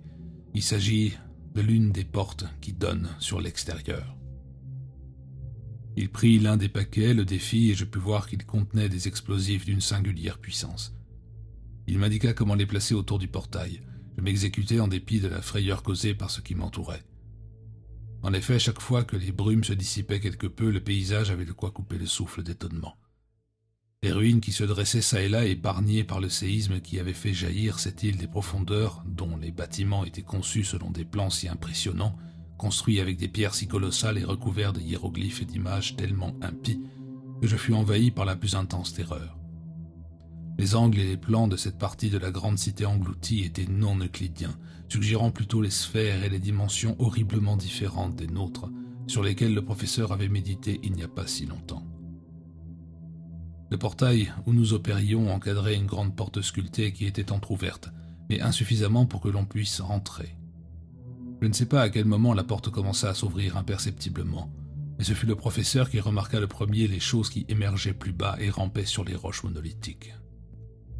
Il avait installé l'appareillage nécessaire au déclenchement de l'explosion, et il me fit remarquer négligemment les créatures recouvertes d'écailles, leurs mains et leurs pieds palmés, et leur aspect mi-humain, mi-batracien, m'adjurant de ne pas m'effrayer, car l'étoile à 5 branches qu'il m'avait donnée devait me protéger d'eux, si ce n'est de l'être souterrain.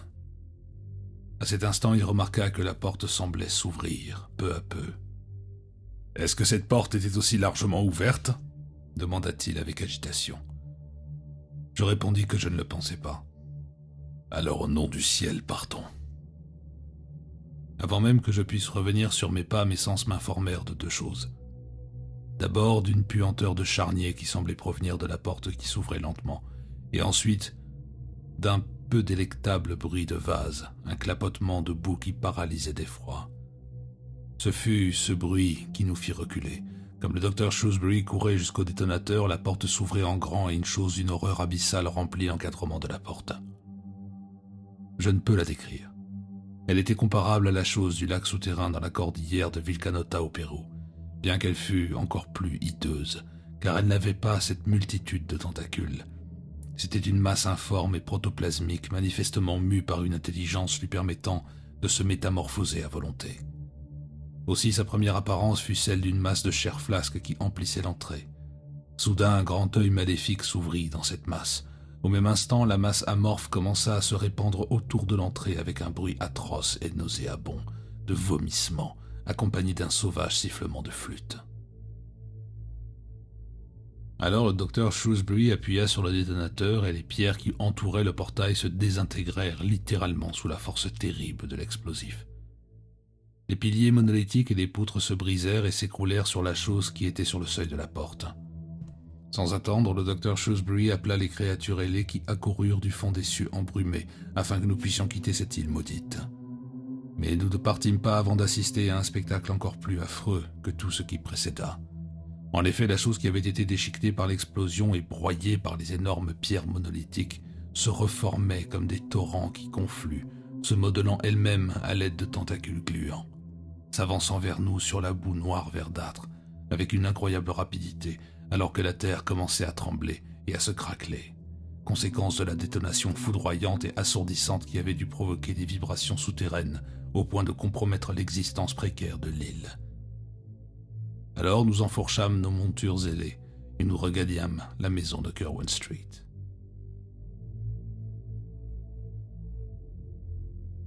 Ce fut après ce rêve que j'allai consulter le docteur Asenath Devoto à Boston.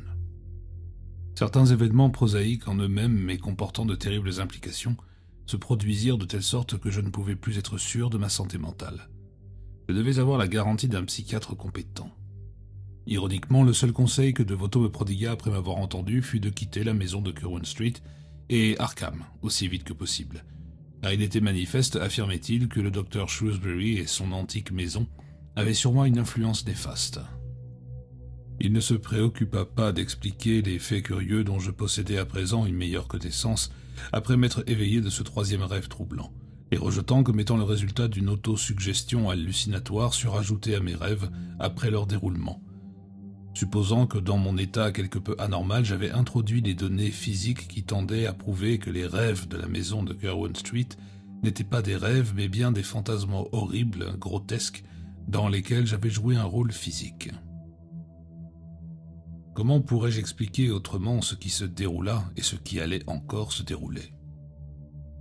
En effet, les événements qui vont suivre cette trilogie onirique se succédèrent avec une telle rapidité qu'il semblait ahurissant que je n'eusse pas découvert plus tôt la clé du mystère, aussi incroyable fût-elle, aussi peu préparé que je le fusse à l'accepter ou à la reconnaître. S'il n'y avait eu l'agitation du docteur Shrewsbury ainsi que la profonde modification de son humeur qui le détourna de son projet de subtiliser mes chaussures, j'aurais pu ne rien savoir. En effet, lorsque je me réveillai le lendemain matin, je découvris que mes chaussures étaient couvertes d'une fange noire verdâtre. La même fange que celle de cette maudite et diabolique île du Pacifique de mon dernier rêve. Non seulement cela, mais dans ma poche, juste à l'endroit où je l'avais mise dans le rêve, se trouvait l'étrange pierre en forme d'étoile à 5 branches couverte de hiéroglyphes qui dépassaient mon entendement. Il pourrait y avoir, pensais-je, une explication logique de cet effet. Il serait possible pour celui qui aurait eu connaissance de mes rêves de changer mes chaussures et de disposer une telle pierre. Mais personne n'aurait pu prévoir le troisième facteur, si prosaïque en lui-même que ses aspects terrestres rendent son apparition encore plus effroyable. Dans la poche intérieure de mon manteau, je trouvais un exemplaire du London Times, daté de la veille, et trop récent pour qu'aucune force naturelle ait pu l'apporter à la maison de Curwen Street et ouvert à la page de la sensationnelle affaire de ce docker que nous étions allés voir. Cette découverte me rappela la déception que me causa ma visite au docteur Devoto et ma détermination à affronter le docteur Shrewsbury. Mais l'agitation de mon employeur était telle que je fus détourné de mon projet, non seulement à la vue de sa pâleur et son égarement, mais aussi à cause du flot de paroles qui salua mon retour de Boston. « Où êtes-vous allé, Andrew ?»« Mais peu importe, dépêchez-vous. Portez mes dossiers à la bibliothèque de l'université de Miskatonic. Quelque étudiant à venir pourra peut-être en faire bon usage. » Je fus profondément étonné de constater qu'il avait consulté tous ses dossiers en mon absence, et qu'il avait sélectionné différents feuillets et des boîtes de matériel qu'il souhaitait mettre en lieu sûr. Mais son agitation et la bizarrerie de ses manières ne me laissèrent pas le temps de m'attarder sur son comportement, car il m'avait demandé avec une grande insistance de me rendre le plus vite possible à la bibliothèque avec ses précieux documents, et il parcourait la chambre en choisissant de nouveaux objets à joindre au tas qui grandissait au milieu de son bureau des livres, le manuscrit de la première partie de son deuxième ouvrage, de vieux textes, et les notes relevées dans les copies qu'il avait empruntées des manuscrits pnacotiques, du Necronomicon et de quelques autres. Particulièrement un in-folio scellé qu'il avait lui-même intitulé « Fragments de Selaeno » et qu'il m'avait d'ailleurs soigneusement déconseillé de lire. Tout ce temps, il marmottait tout haut des phrases telles que « Je n'aurais pas dû l'engager, c'était une erreur », en me regardant avec une commisération lassante.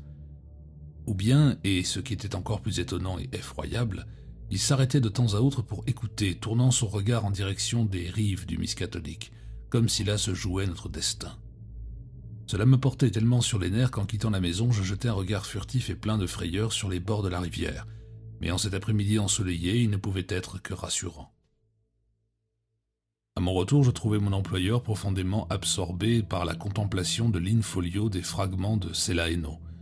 Une nouvelle fois, j'eus la preuve de son étrange sensibilité, car il se mit à me parler bien que je fusse entré doucement dans la pièce, sans faire de bruit, et qu'il me tournait le dos. Mon seul problème est de savoir s'il n'est pas dangereux de léguer aux hommes ces quelques notes. Toutefois, je ne dois pas craindre que le plus grand nombre puisse prêter quelque crédit à mes révélations sur ces grandes pierres. Fort est mort. Lovecraft n'est plus de ce monde. Et il hocha la tête. Je m'approchai de lui et regardai par-dessus son épaule. Mon regard tomba sur une formule composée de termes si étranges que je dus me référer au texte en bas de page. Ce que je lui apportais un nouveau maillon à la chaîne démoniaque qui rattachait les hideuses possibilités inscrites dans les vides de l'espace et du temps, jusqu'alors inconnus des hommes. En effet, de sa fine écriture, le docteur Shrewsbury avait inscrit cette légende. L'hydromel doré des anciens dieux rend celui qui le boit insensible aux effets du temps et de l'espace, si bien qu'il peut voyager dans ces dimensions. Bien plus encore, il aiguise ses perceptions sensorielles afin qu'il demeure constamment dans un état proche de celui du rêve. Je ne pus lire plus avant car mon employeur referma l'infolio et s'employa à le recacheter. « L'hydromel ? Votre hydromel ? Oui, Andrew. Que supposiez-vous d'autre ? Mais j'oubliais, on ne doit pas permettre à l'homme de se laisser prendre au piège de sa propre imagination. » Imagination ? C'est de l'imagination que d'avoir trouvé ce matin de la boue de cette île sur mes chaussures, la pierre dans ma poche et le London Times dans mon manteau. Je devine seulement, à la lumière de ce que j'ai appris, comment cela a pu être possible. Mais je sais que nous étions là-bas. Il me dévisagea un long moment, songeur. N'ai-je pas raison ? Même alors, je souhaitais qu'il pût m'offrir d'une manière ou d'une autre une explication logique et raisonnable. Dieu seul sait avec quel empressement je l'aurais accepté. Mais il se contenta de hocher la tête avec lassitude, de me tenir le bras comme pour me rassurer et me dire « oui ». Et cette nuit de juin, cette deuxième nuit après notre incursion dans la caverne, vous êtes revenu avec vos explosifs et vous avez fait sauter cet endroit démoniaque. Je vous ai entendu dévaler les rochers et j'ai entendu la détonation. Ah, vous avez donc pris de l'hydromel cette nuit-là. Vous étiez dans ma chambre. J'acquiesçai. J'aurais peut-être dû vous le dire. Mais ce fut là mon erreur. Je n'aurais pas dû vous prendre avec moi. Je fus d'abord trop prudent et par la suite trop imprudent, présumant à tort que vous ne pourriez jamais rien savoir. Mais maintenant ils nous ont vus. Maintenant ils savent qui a fait sauter et qui a refermé les portes de cette antique frontière de l'éternité. Maintenant il est trop tard.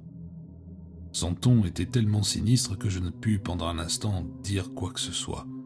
Puis, quelque peu troublé, je demandai « Que voulez-vous dire ?» Même maintenant, ils nous poursuivent. Il règne une grande agitation sous le récif du diable, au large d'Innsmouth, dans la cité de Yantley, et de grands êtres sont venus d'Orlier. Écoutez. Écoutez ces pas diaboliques. Mais, j'oubliais, vous ne le pouvez pas. Vos sens n'ont pas été aussi affinés que les miens au cours de ces 20 années.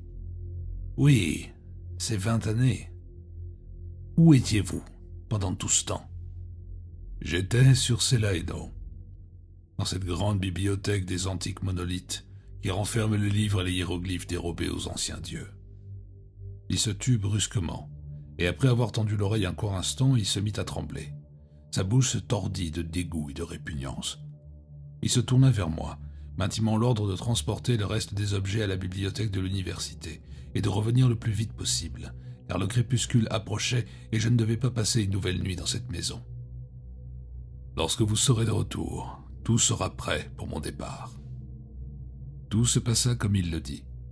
Je dus subir les habituelles lenteurs de l'administration avant que soient enregistrés les livres et les papiers du docteur Shrewsbury, y compris une pertinente entrevue avec le docteur Yanfer, le directeur de la bibliothèque, qui, après avoir jeté un coup d'œil sur ma première donation, demanda à ce que je sois conduit dans son bureau. Ceci afin de m'annoncer qu'il avait donné l'ordre que les papiers de mon employeur soient rangés dans la réserve avec la seule copie en possession de l'université de Miskatonic du rarissime Necronomicon de l'arabe fou Abdul Al-Azred. Mais le temps avait passé plus vite que je ne le pensais, et le crépuscule tombait déjà lorsque je regagnais la maison de Curwen Street. « Bon Dieu, mon garçon, que faisiez-vous donc ?» Mais il ne me laissa pas le temps de répondre, car de nouveau il ne me prêtait plus aucune attention. À cet instant, je ressentis ce qu'il devait ressentir, cette formidable émergence d'un mal ancien, comme si les potentialités que refermait l'atmosphère de cette vieille maison étaient soudain revenues à leur vie maléfique. J'entendis à mon tour le bruit de quelque chose en train de nager, puis ce terrible tremblement qui remuait de fond en comble les entrailles de la terre, comme si quelque grand être évoluait dans d'aquatiques territoires souterrains. « Vous devez partir tout de suite. Vous avez bien la pierre à 5 pointes ?» Je fis signe que oui. Il s'obstinait à me serrer très fort le bras. « Vous souvenez-vous de la formule qui permet d'appeler les créatures interstellaires qui servent Astur ?» De nouveau, je fis signe que oui. Il tira de sa poche la réplique exacte du petit sifflet dans lequel il avait soufflé, ainsi qu'une petite fiole contenant un peu de cet étrange hydromel doré. « Voilà. Maintenant gardez ceci avec vous, ainsi que la pierre. Ceux des profondeurs ne peuvent vous toucher si vous portez la pierre, mais la pierre seule est sans pouvoir sur les autres. Allez à Boston, à New York, n'importe où, mais quittez Arkham. Quittez cet endroit maudit, et si vous entendez ce marcheur dans les profondeurs de la terre, dans les eaux souterraines, n'hésitez pas. Buvez l'hydromel, saisissez-vous de l'étoile et répétez la formule. Ils viendront jusqu'à vous. Ils vous emporteront à Celaeno où je retourne une nouvelle fois jusqu'à temps qu'ils renoncent à me trouver. Mais conservez la pierre. La première fois que je ne l'avais pas, ils m'ont torturé. Mais n'ayez crainte, ils ne vous toucheront pas. Si vous venez, vous me retrouverez là-bas. » Je pris la fiole, la tête pleine de questions que je ne pus lui poser. En effet, l'atmosphère de la maison était devenue oppressante. Elle était chargée de menaces, et de dessous la maison montait comme une vague d'horreur. Ce qui me restait de bon sens m'adjurait de partir. Ils sont à l'embouchure du Miskatonic maintenant. Quelques-uns sortent de la rivière. Bientôt. Très bientôt. Il se tourna vers moi encore une fois. « Mais partez, Andrew! Partez !» Il fit le geste de me pousser en avant, mais son brusque effort le fit tomber de côté et il se cogna à l'une des étagères, si bien que ses lunettes se brisèrent. Et ce que je vis alors me fit quitter en hurlant cette maison maudite de Curwen Street, pour gagner l'obscurité embrumée de l'extérieur. Étais-je en train de rêver, moi aussi, dans cette fuite effrayante que ces créatures aux mains et aux pieds palmés, dont les yeux énormes et phosphorescents de batraciens se posaient sur moi, sortaient des ténèbres, se hissaient hors des eaux du Miskatonic, juste de l'autre côté de la rue. Je n'hésitais pas un seul instant. Me saisissant du sifflet et de la fiole remplie du liquide doré, je ne pensais qu'à sauver ma vie, hanté par le visage du professeur Shrewsbury tel que je le vis dans la semi-obscurité de cette funeste maison. En effet, bien que je l'ai vu en train de lire ses papiers et ses notes, bien qu'il m'ait décrit des apparitions et fourni une multitude de preuves de l'acuité de sa vision en plus de son étrange don de seconde vue, au moment où ses lunettes tombèrent, je ne vis à l'endroit où ses yeux auraient dû se trouver que les puits noirs de ses orbites vides. 2 semaines se sont écoulées depuis les événements que je viens de relater. La maison de Curwen Street fut totalement détruite par le feu la nuit même de ma fuite sauvage, et l'on présuma que le docteur Shrewsbury avait péri dans l'incendie. Malgré toutes mes recherches, je ne pus retrouver dans ces ruines la moindre trace d'os humain. Je pouvais seulement supposer que le docteur Shrewsbury était parvenu à en réchapper d'une manière ou d'une autre. Il m'apparaît clairement aujourd'hui, en écrivant ces lignes sous l'empire d'une peur bien plus terrible que celle que je partageais avec mon employeur d'un temps, que le docteur Shrewsbury était sur les traces du grand Cthulhu, s'efforçant de refermer toutes les ouvertures sur l'extérieur. Voilà l'essentiel de ce qui ressort des éléments que j'ai pu amasser. Il avait su s'allier à d'étranges créatures venues d'autres dimensions, libérées du temps et de l'espace. Lorsqu'il se mit en quête de Cthulhu, déterminé à sauver l'humanité de l'asservissement, avant que ne soient venus les temps effrayants de ce mal vieux comme l'éternité, qui dépasse la limite de l'entendement humain. Je me suis documenté sur Celaeno. Il s'agit d'une des étoiles composant les Pléiades, située entre Alcyon et Électre d'une part, et Maïa et Taygeta d'autre part. Cela semble impossible, et pourtant si ce que le docteur Shrewsbury écrivit ou supposa se révèle exact, le lac noir de Ali se trouverait à proximité d'Aldébaran, la demeure de celui qui ne peut être nommé, Astur, l'indicible, qui est servi, c'est ce que rapportent les légendes ancestrales, par d'étranges créatures aux ailes de chauve-souris qui peuvent voyager dans le temps et l'espace. Pendant les dernières heures que je passais dans ma chambre de Boston, j'ai essayé de me convaincre, comme je l'ai si souvent fait, que tout ceci n'était qu'un rêve effroyable, un de ces étranges cas de démence que parfois connaissent les hommes. Mais je ne peux plus l'affirmer avec beaucoup de conviction. En effet, alors que je rentrais chez moi ce soir-là, après un dîner frugal, j'entrevis un visage qui me fit frissonner, et de nouveau cette illustration grotesque de Téniel, du valet de pied de la duchesse dans Alice au pays des merveilles, me vint à l'esprit, suivi d'autres visions. Ces créatures aux mains palmées qui, à la place des hommes, hantaient mes rêves. Et maintenant, ce n'est sûrement pas mon imagination qui peut me convaincre que quelque chose marchait dans les eaux de la terre. N'ayant jamais joui d'une imagination débordante, je ne pouvais rêver de telles choses. Des profondeurs sort un bruit horrible de succion, comme si une énorme masse de chair protoplasmique s'avançait pesamment en un lieu d'eau et de boue. Un son semblable à ce bruit de glissement répugnant et nauséabond que nous entendîmes dans cette île infernale du Pacifique, juste avant que la chose ne se répande au-delà de ce hideux portail sculpté. J'ai verrouillé ma porte et ouvert en grand ma fenêtre, mais le danger est partout. Je ne peux plus me retourner sans frayeur. Je crois voir ces grands monolithes avec leurs terribles bas-reliefs apparaître à chaque coin de ma chambre, le visage du professeur Shrewsbury avec ses horribles orbites énucléées à la place de ses yeux, ou la silhouette de ces hommes batraciens. Et maintenant que les Pléiades et Céléaïno se trouvent au nord-ouest, juste au-dessus de l'horizon, j'ai bu l'hydromel doré. Je suis allé à la fenêtre et j'ai soufflé dans ce sifflet au curieux motif sculpté que le professeur Shrewsbury me donna au cours de la dernière heure frénétique que nous avons passée ensemble. Je me suis dressé et j'ai lancé dans le vide illimité du temps ces mots. Ia, Astur, Astur sphaiac voltum, voltagen voltum, ai, Astur. Les bruits des pas se prolongent, des bruits horrifiants de clapotement. Ils semblent maintenant provenir de derrière la maison, et dehors il y a ce terrible bruit de martèlement, pareil à celui de ces effroyables créatures aux pieds palmés qui rampaient vers nous entre les rochers de cette île du Pacifique. Mais maintenant quelque chose, grand Dieu des ailes, quels êtres devant la fenêtre. Ia, Astur fatagen.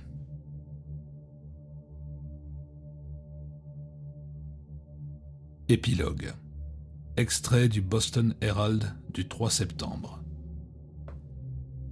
Andrew Phelan, 28 ans, demeurant au 17 Toro Drive, s'est littéralement volatilisé de son domicile.